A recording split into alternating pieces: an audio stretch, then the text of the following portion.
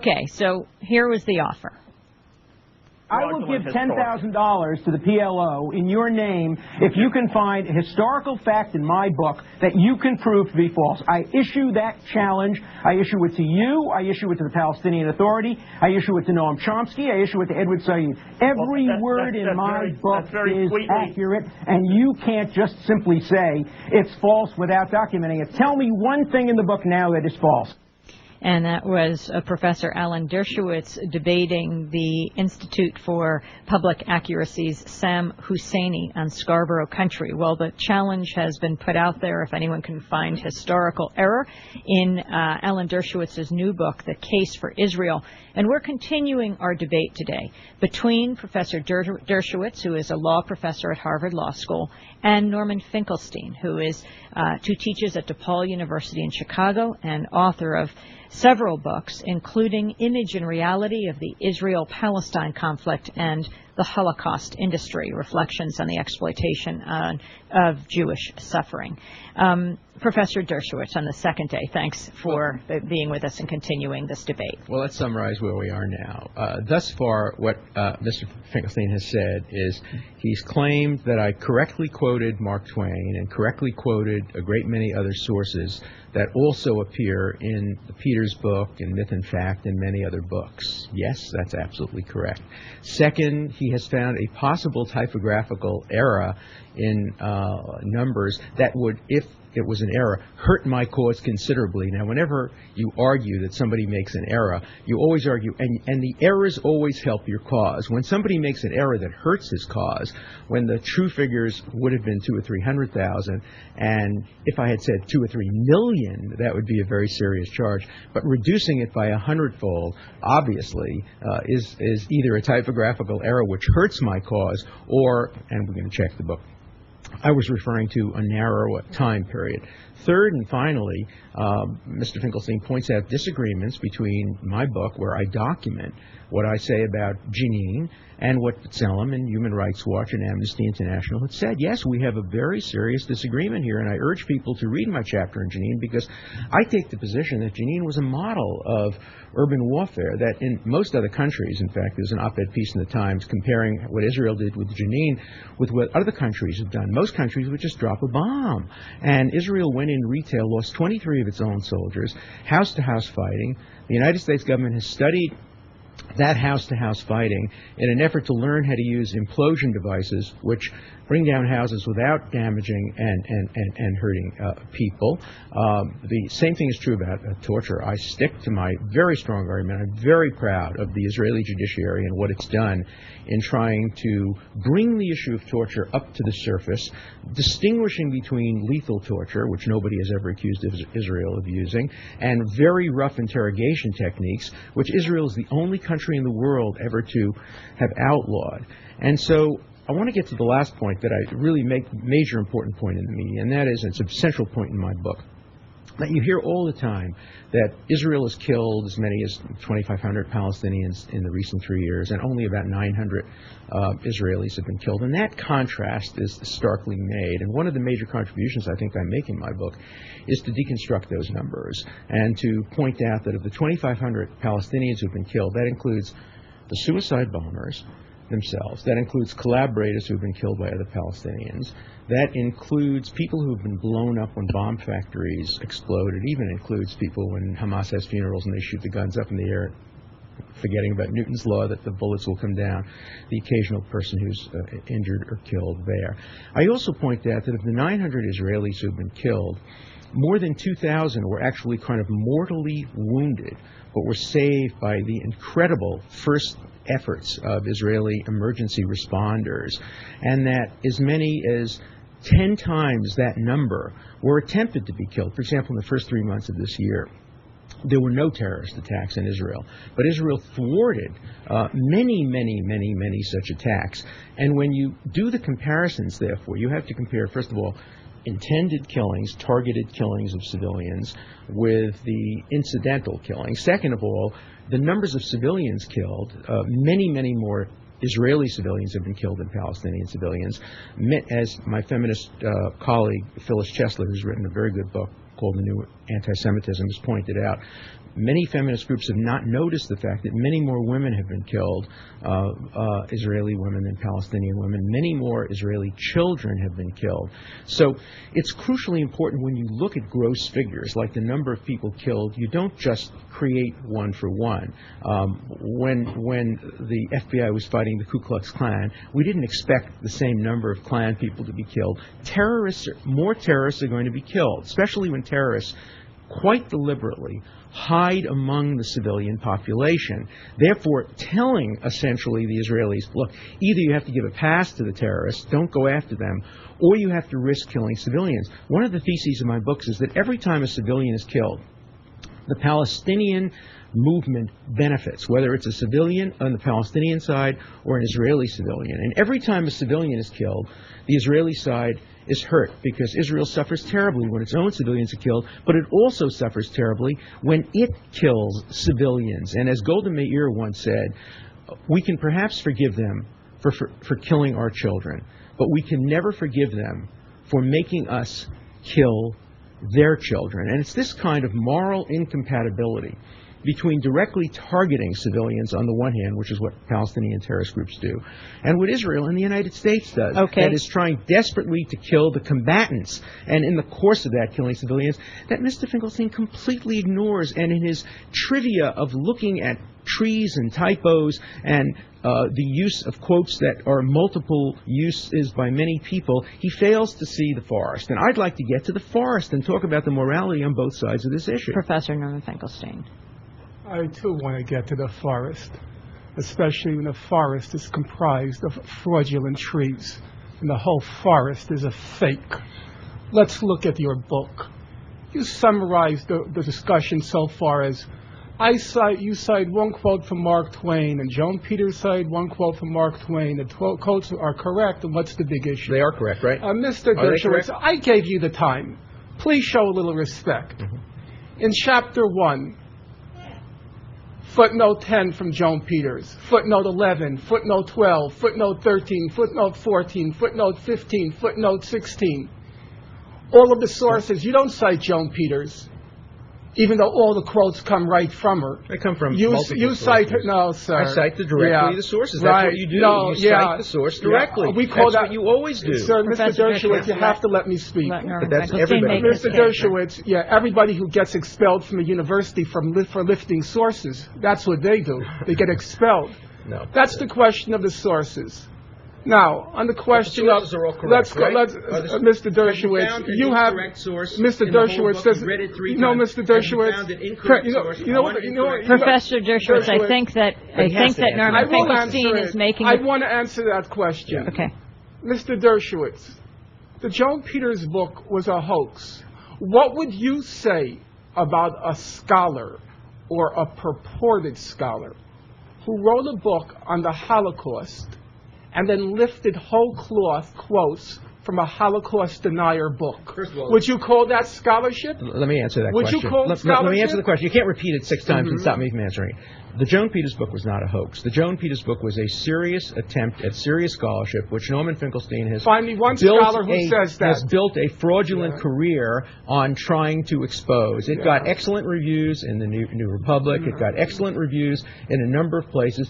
Joan Peters' book is a serious piece of scholarly work whose conclusions are disputed. Now, the fact nobody has ever claimed, not even Mr. Finkelstein, that she misquotes Mark Twain or misquotes Lord this or misquotes that. So, of course, it's perfectly appropriate to use her. She did a lot of research, and everybody has used some of her quotes. The quotes are appropriately used. You've missed the point. This whole debate can end in 1 minute. It's very simple. Would you say your book is as serious a piece of scholarship as Joan Peters is?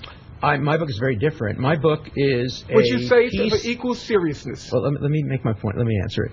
My book makes the case for Israel. That is, it tries to present responses to the arguments that are being made today on college campuses. It purports to be a resource guide for open-minded students on college campuses and people around the country who can turn to it, and when they hear professors or Norman Finkelstein or Noam Chomsky make allegations that Israel is a colonialist society, that it kills more Palestinians, that they can then turn to my book and they can find a compilation of sources, some of which obviously come from Peters, some of which come from other books, some of which, I mean, when you write a book like this, when you write a brief, what you do is you read a wide variety of books, you find quotes that are relevant, you check to make sure that they're accurate, and then you include them. That's Professor what I did. Dershowitz, let's go to your point that on the issue of civilian casualties, that there are more Israeli civilian casualties. Am I right about that? Am I right about that? Let him address the point. First of all, Mr. Dershowitz, let's look at your argument. The way you try to prove that there are more Israeli civilian casualties or that the numbers aren't accurately juxtaposed. Right. Your argument is this. You say that the numbers that are typically put forth, namely 4 times as many Palestinians were killed as Israelis killed, it ranges between 3 and 4 times depending on the moment. You state that those numbers don't include the terrorist attacks which were thwarted. That's one of the arguments. And then you go on to say, if we were to include the thousands who would have been killed, that's one of the arguments. Then the numbers change. That's one of the arguments. Okay, Mr. Dershowitz, let's use your logic. Yeah. According to Ma'arif, in the first Israeli newspaper, in the first 3 weeks of the Second Intifada, Israelis spent 1 million shells. Now, by your argument, Mr. Dershowitz, we should count as a casualty every one of the shells that missed its target. That's absurd. That would, I know, it's absurd, like your argument. Let me answer. It's absurd, like your argument. Let me make the difference here.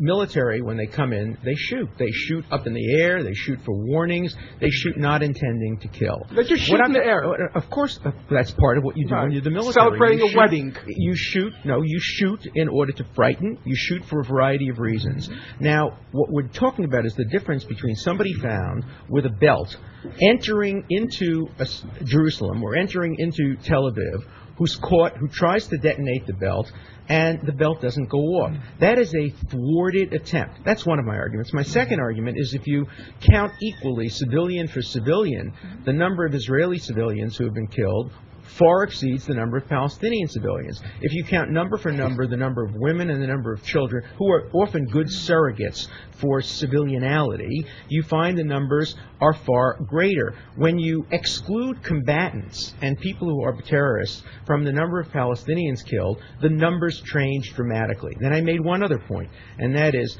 Palestinian Authority, whose leader, Yasser Arafat, has $300 million, according to Forbes, in a bank account, hasn't spent much money on first responders to attacks. For example, I document a number of instances where the Israelis have offered to fly by helicopter wounded people that have been wounded and civilians that have been wounded accidentally. The Israelis offer to fly them to the best hospitals in the entire Middle East.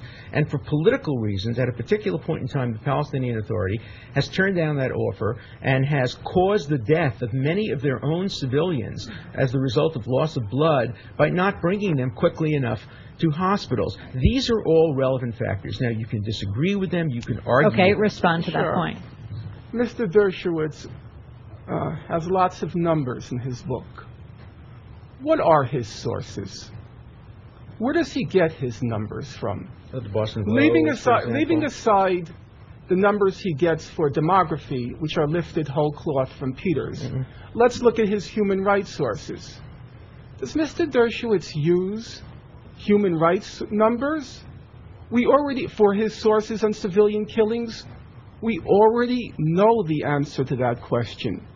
Because according to Mr. Dershowitz, when the Human Rights Watch documents a man in a wheelchair being deliberately run down by a tank, according to Mr. Dershowitz and presumably his sources, that doesn't count as a civilian death. Let me respond to that. No, you have to let me finish. Okay. That's Mr. Dershowitz's sources. I looked carefully at his sources. I went through them one by one, very patiently, meticulously, and methodically. Almost all of his sources on these issues are Israeli official websites. No, that's not IDF true. sources. That's not true. Israeli Defense Forces sources. No, that's just not true. Yeah, I want to just pause for a moment on his sources. It's true. It's not always IDF. No, it's not always rare. It's not always official Israeli foreign affairs site. Listen carefully. Remember, this is a distinguished professor, a chair at Harvard Law School. You said that a few times yes, now. It's I know. Some jealousy. Yeah, I'm very envious. envious. I'm very envious of those with your credentials who compose frauds. Mr. Dershowitz, you had an interesting observation. You mentioned that during Black September in 1970, King Hussein killed 4,000 Palestinians, between 3,000 and 4,000. That was an interesting number, and it jibed with what I was familiar with. But I always check sources. That's my little game in life. I turn to the back. Listen carefully, so there can be no doubt about it. Listen to his source. This is a scholar. The first source is One Day in September, Sony Pictures. www.sonypictures.com. It's also a book. That's page 257, footnote 21. It's also a A book. Sony picture. No, it's a book. Back September is a book. One Day in September is a book. Sony Pictures. Number two, please listen carefully. Right. Some key dates to the Israeli-Palestinian conflict. I checked that source. I spent some time. I'm not very computer literate, but I spent time tracking it down. You know what the source was? It was a chronology to a high school syllabus. But, Is that serious? But nobody disputes the Is fact that serious? 3,000 to 4,000 people were Mr. killed. When you have an undisputed, is that a serious source? When you have an a chronology undisputed to a high school syllabus. Let me ask you this question: do you dispute the conclusion? We're talking about the kinds of sources you even put have forth. to cite a source. A Sony picture. Picture. It's a book. And a high school curriculum. One Day in September is an important book that came out. www.sonypictures.com/classic/one-day. Very serious source. Because nobody disputes that. I'm really humbled by that source. Let me All my scholarship pales in comparison to that source. Forget about the high school curriculum. Let me respond to this. Can we move on to civilian casualties now? Now, in my civilian casualties, I argue that the number of civilian casualties killed among Israelis is much higher. There's no dispute about that. Selim agrees with that. Human Rights Watch agrees with that. I don't know of a single organization that would disagree with that statistic. And so instead of taking me on the facts of my statistics, what you do is you say that, do you disagree that more Israeli civilians have been killed in the last 3 years than Palestinian? In the last 3 years, civilians? Absolutely. You do agree? Absolutely disagree. You disagree? Combatants? I'm talking about the difference between... The difference in combatants? No. Let me make my point very clear. There have been approximately 2,500 Palestinians and approximately 900 Israelis. Nobody disagrees with those figures.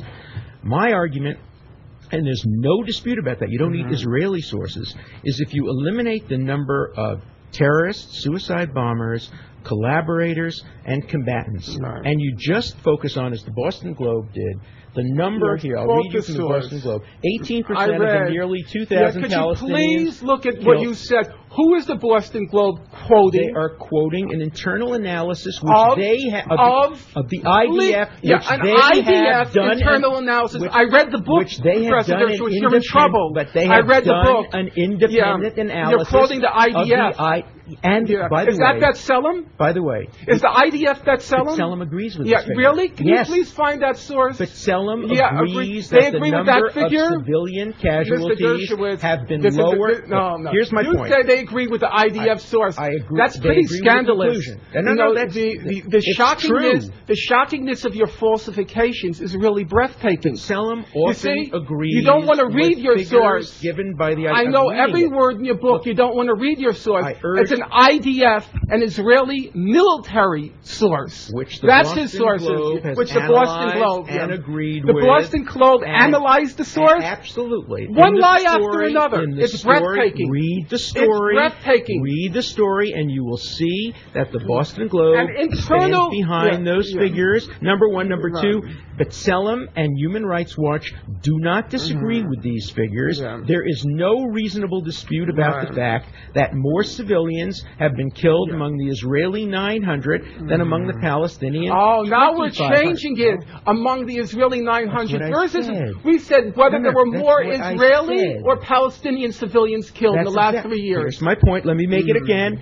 900 Israelis killed, lawyer's trick. 2,500 Palestinians killed. Yeah. If you just look at the number of civilians, the number of Israelis among the 900 is greater than the number of civilians among the 2,500. That's what I say in my book. That's what I said from the beginning. Mr. If you Dershowitz, can't answer a something, you simple immediately say it's a question. lawyer's trick. A simple It is question. a fact. Are you saying that according to the B'Tselem website, more Palestinian civilians, excuse me, more Israeli civilians have been killed than Palestinian civilians? Absolutely. And if you don't start the discounting game. No. Let me tell you what This is not a bar. This is not a bazaar. Of course, I'm it's not a asking bazaar. you. It's an attempt to I'm get at the asking truth. you. Keep it down. And here's the truth. Here's the truth. If you take the Palestinian figure, now we have to have the same definitions, and you eliminate from the Palestinian I asked you figure. the B'Tselem website I'm because it can be talking about- easily checked by anyone listening. Check it out, and you'll see that there is nothing on the B'Tselem website that will disagree that if you take the 2,500 and you eliminate the suicide bombers, you eliminate the people who have been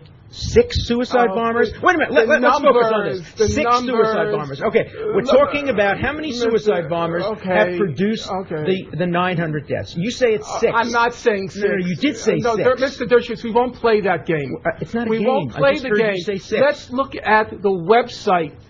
You said, according to the B'Tselem website, there are more Israeli civilians killed in the last 3 years than Palestinians killed. B'Tselem, Human Rights Watch, nobody will dispute that figure. I have never heard anybody dispute that figure before. Can you repeat the question? The question is whether the number of civilians, innocent civilians who have no in any way contact with terrorism, people who are like the mother, the daughter and her father, who were on a walk in Emek Rephaim, and on the night before her wedding, and who were blown up by Palestinian terrorists. If you compare the number of people like that on the Israeli side and on the Palestinian side, women and children and complete non-combatants, you will find that the number of Israeli casualties among civilians exceeds the number of Palestinian casualties among innocent civilians who are non-combatants and not involved in any way in terrorism and were killed by the Israelis as distinguished from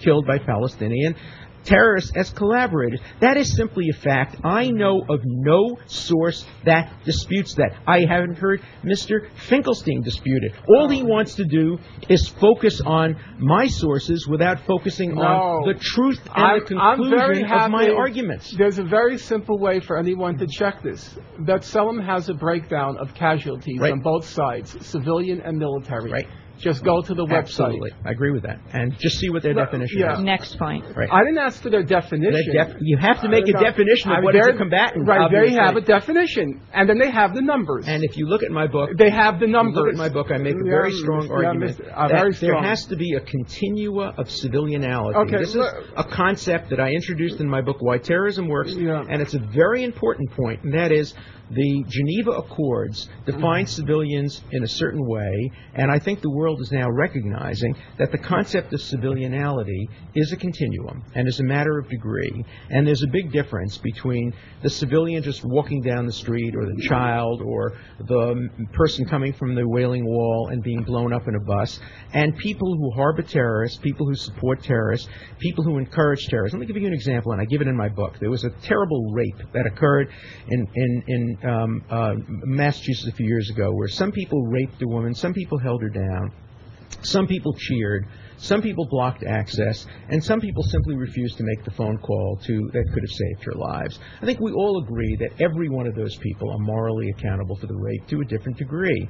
There are the rapists and there are the accessories. I make the same argument about terrorism. There are the people who wear the bomb. They're clearly the terrorists. There are the people who send them. They're clearly terrorists.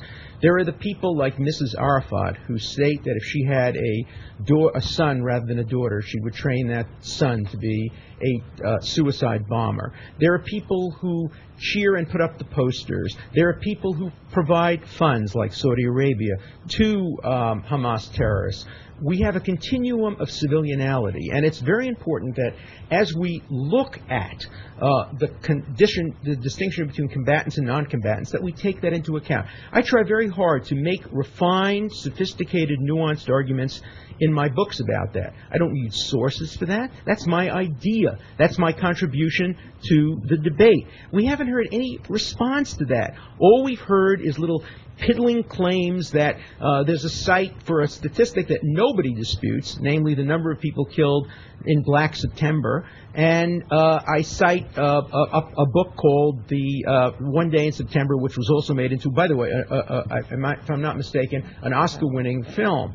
And so, yes, I do cite all those statistics. Yes, I do cite statistics for that show that the number of people who were killed, for example, here, you look at the B'Tselem site, they say 396 were minors under the age of 18. Now, think about that statistic for a second. Palestinians. We now know that Palestinians... We just pulled up the B'Tselem website on their casualties. We now know that Palestinians are using younger and younger suicide bombers all the time. They are using kids as young as 13 and 14. They are using women. They are using pregnant women. It should come as no surprise that the number of people below the age of 18, say between 15 and 18, have increased dramatically. That doesn't tell us anything about whether they're combatants. I would ask Mr. Finkelstein, does the Israeli army have the right to shoot and kill a 15-year-old child who was wearing a suicide belt and a bomb belt and about to enter into a populated area? The answer is, of course they do. And B'Tselem would list that as somebody killed under the age of 18. Okay. So we're talking about something very different than talking about combatants and non-combatants. The number of combatants is what I'm talking about, not the number of combatants, whether they're 15 years old or 16 years old or 14 years old. It doesn't matter how old a child is when an adult has put a suicide belt around him. It's a tragedy. But the person responsible for the death of that 15-year-old is the person who gave him the suicide belt and not the person who shot him. Self-defense applies just as much to a 15-year-old as it does to an 18 or 19-year-old. And that's the point of the case for Israel. And I really urge people, now you've heard Finkelstein say he's read the book. Now you read the book. Read the book, read the footnotes, write to me. My email address is available. You tell me whether you agree with Finkelstein or whether you agree with me. Read the book, the whole book. Read the arguments and read the quotes that he says come from other sources. See if the quotes are inaccurate. Check them against the original. Look at the chapter on Jenin. See if you disagree. Read my analysis of how many people are killed. Read my analysis of Supreme Court decisions and tell me if you think I'm wrong, that if only the United States had a Chief Justice like Aaron Barak instead of William Rehnquist, that instead of the United States refusing to intrude in what's going on in Guantanamo today, if the United States took as its model the Israeli Supreme Court and looked hard at what was going on, whether or not you don't agree with me and think that the United States would be in a better situation.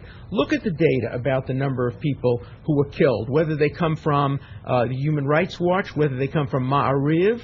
Ask yourself whether Ma'ariv, that's very critical of Israel, Yediot Ahronot, very critical of Israel, or Haaretz is very critical of Israel, has ever disputed the figures about the numbers of combatants versus non-combatants killed. And then ask the crucial question, the one crucial question, is there not a difference between targeting civilians, that is, picking them out and killing them because they're civilians, and going after combatants, and in the process accidentally killing civilians. That is the key moral difference that makes the difference between a civilized society and a uncivilized society. When a missile slams into a crowded civilian area and they say they are aiming for a Hamas leader and a number of Palestinians die, do you consider that the unintended consequences of that missile targeting the Hamas leader, or do you consider that a logical extension of aiming a missile at a crowded civilian area? I have a whole chapter, a whole section of my book on that, and I argue, in fact, my criticism of targeted assassinations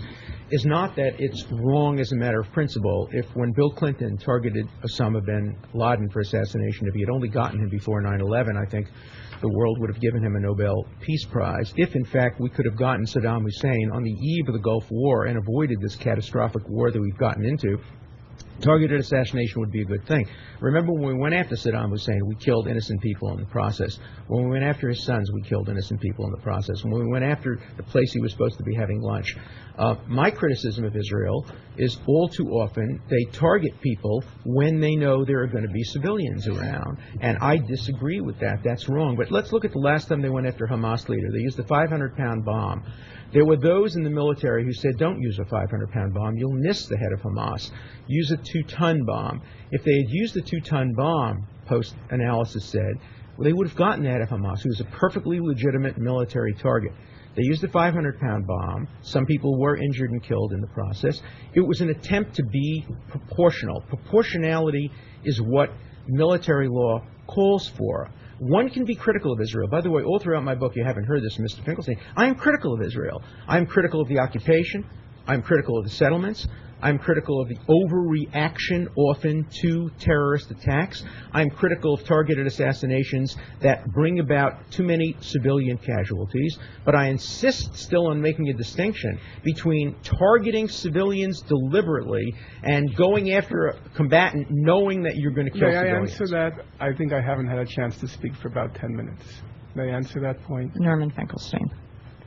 On page 146 of Mr. Dershowitz's book, he gives examples of how Israelis are careful not to target civilian casualties. That's right. Let me just read the paragraph.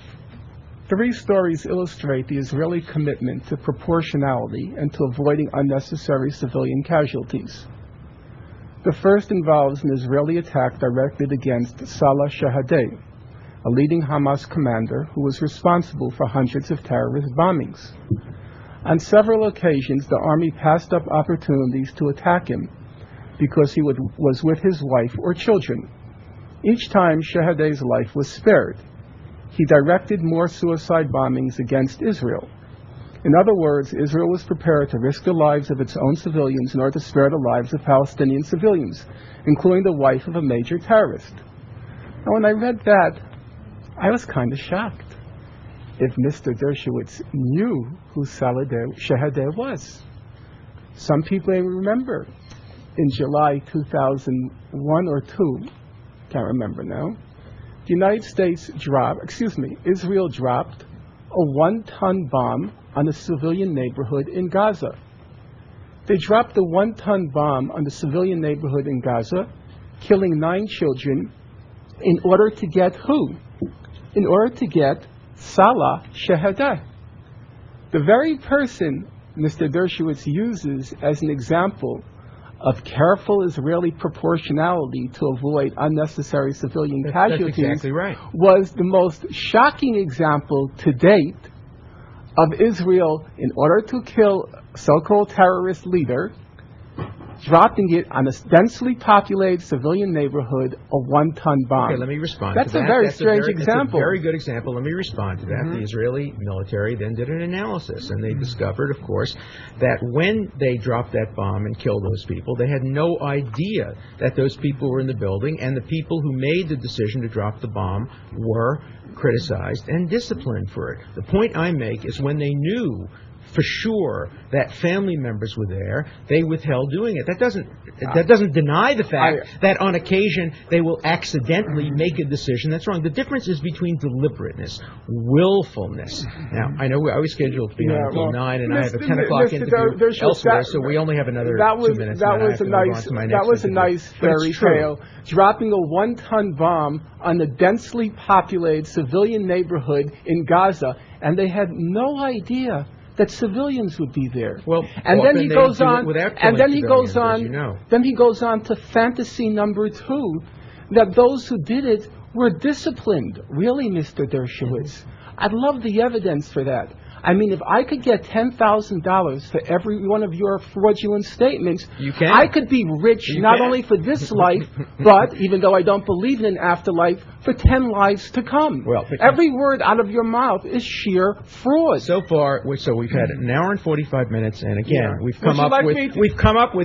Here comes the lawyer's summary. Prepare. Right, a full quote that correctly quoted from Mark Twain, a possible typo, disagreements with various organizations, and mostly, by the way, agreements with me about conclusions, but disagreements about whether or not I use this source or that source. I mean, so far, I think I'm maybe prepared to raise the offer now, because I've now gotten the most rigorous. I really appreciate, first and most, thank you for reading my book so carefully. I really appreciate that. I like people reading my book carefully. I urge others to read it carefully.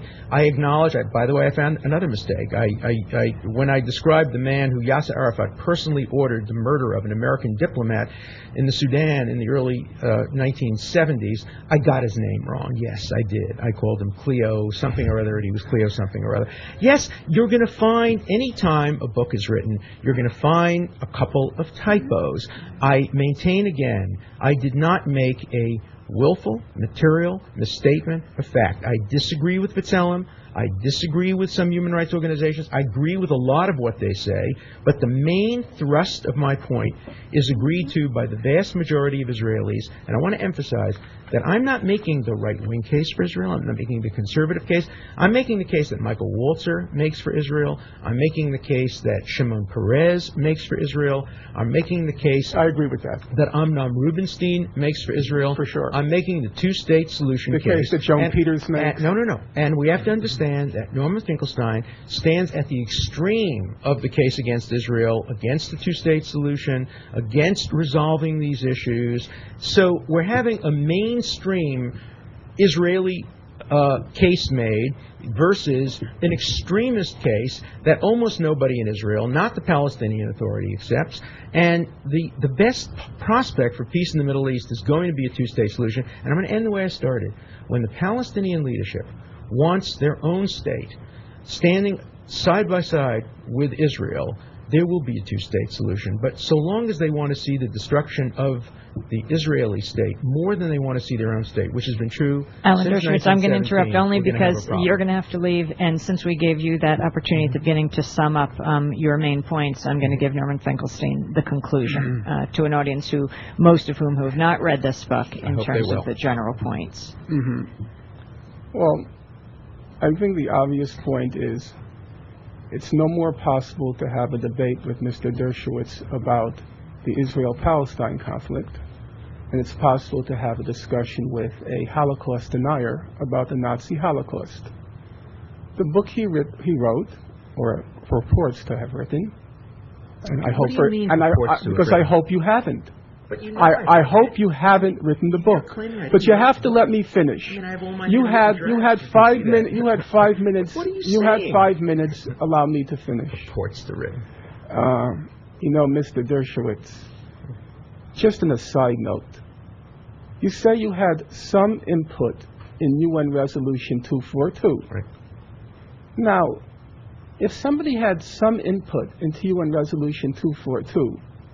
You have to have known who the main framers were. Absolutely. They were Arthur Goldberg. Right, but who was my boss? And who was the second? Who was second? Oh, I think his name was Lord Shawcroft, the British ambassador. Yeah, Lord who? I don't remember. Right, you had input. Yeah, 1967. I know, Mr. Dershowitz. He's cited in my book. I know he's cited. And you know who you cite? Right.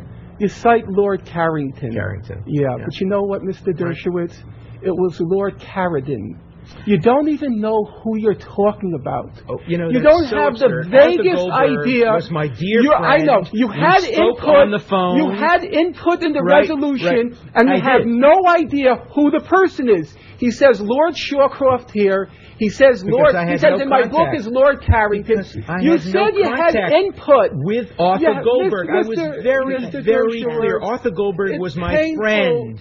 He Mr. called me. Dershowitz, He was the UN ambassador. It's painful. He asked me advice about this. I had no contact with any lords from Britain, obviously. All I had contact with was Arthur Goldberg. That's all I claim. Okay. That's the fact. If you can finish your conclusion. True. Okay.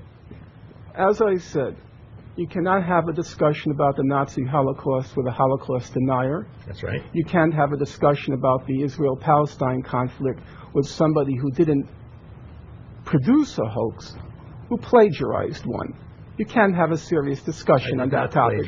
That's number one. Number two, Mr. Dershowitz says, I'm on the extreme end. You are. He's in the mainstream. Right. I hope people will listen to the evidence. He cited a hoax. I cite the scholarly sources.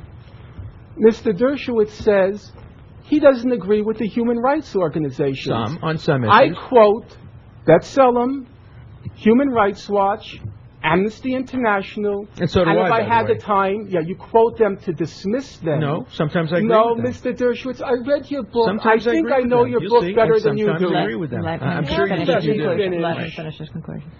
I quote the mainstream sources, the mainstream numbers. He quotes internal investigations of the IDF and hoaxes. But I'm the extremist. But I'm the extremist. But I'm the extremist. Mr. Dershowitz then throws in another lie. He says, oh, Finkelstein, he's an extremist. He doesn't support the two-state settlement. I've been, my entire adult life, I've been involved in the Israel-Palestine conflict. I started publishing on the topic in 1984. I wrote my doctoral dissertation on the topic in 1988. I lecture about 2 or 3 times a week on the topic. I'd like you to show me a statement where I say I don't support the two-state settlement. Which I'd like to see the statement. Do you support Mr. the existence? Dershowitz, Let me ask you the question. Do you support the existence of Israel as a Jewish state? Oh, you see, now you throw in as a Jewish state. That's the two-state I support the right of Israelis to self-determination in the borders before the pre-June 1967 borders. I support the right of the Palestinians to self-determination in the territories occupied by Israel in the June 1967 war. According to the internationally understood concept of a two-state settlement, which has been ratified over and over again in the United Nations for the past 20 years now, that's what's meant by a two-state settlement. No, it's now, not. Mr. Dershowitz, everybody acknowledges some changes in the border, the 242 border. You said I don't support a two-state settlement. Could you provide the evidence for that? You don't support the kind of two-state settlement that is today's consensus, which means that Israel has the right to define its own existence and to create borders consistent not with the pre-1967 lines, which Abba Eban, who was a great dove, called the Auschwitz lines, but rather with 242. 242, there was a great debate, you'll recall, about whether to use the word the territories rather than territories. There was even a discussion about what the official language was, because as you know, in French you can't say easily and grammatically. And that okay, why don't you answer that? Mr. Dershowitz, I'm familiar with the great debate on UN Resolution 242. Yeah. I've written on the topic. I went through the entire UN record on UN Resolution 242. The General Assembly debates in July, and then the Security Council debates at the end of the year. Now, Mr. Dershowitz, you have a lot to say about UN Resolution 242. Yeah. You even talk about who framed it, Lord Carrington. Justice Goldberg. Yeah, I checked your footnote. He has a long discussion on 242. Do you know what his footnote is? On the framing of 242, about which books have been written. I've read 3 full volumes on 242. I was there. Do you know what his footnote is? An editorial in the Orlando Sentinel in the year 2000. I was That's there. scholarship. No, I was there. You were there. I know. Lord Shawcroft. No, I was there with Justice Goldberg. I was his law clerk. I spent a year with him. We were Orlando Sentinel and close friends. We discussed this. I read all the papers leading up to 242. Again, you don't disagree with me on 242. Okay. You just don't like my citation of authority. Or Orlando Sentinel, a citation of authority. You're a joke. You're a bad joke. What could have been a great debate, an interesting debate about the future of the Middle East, ends up being a debate about whether or not you can cite the Orlando Sentinel for a proposition that nobody disputes. And that's just a trivialization. What he wrote and what he cited from the Orlando Sentinel is a flat-out fraud. He quoted the Orlando Sentinel. Sir, Mr. Dershowitz, the article, Mr. Dershowitz, regrettably for you, I read the book. You cited the Orlando Sentinel for a statement by Lord Carrington, or you call Lord Carrington, Lord Carradine, which was a flat-out fraud. You have no idea what Lord Carradine said. I read the original documents. I have them at home. You got the name wrong. You got the evidence wrong.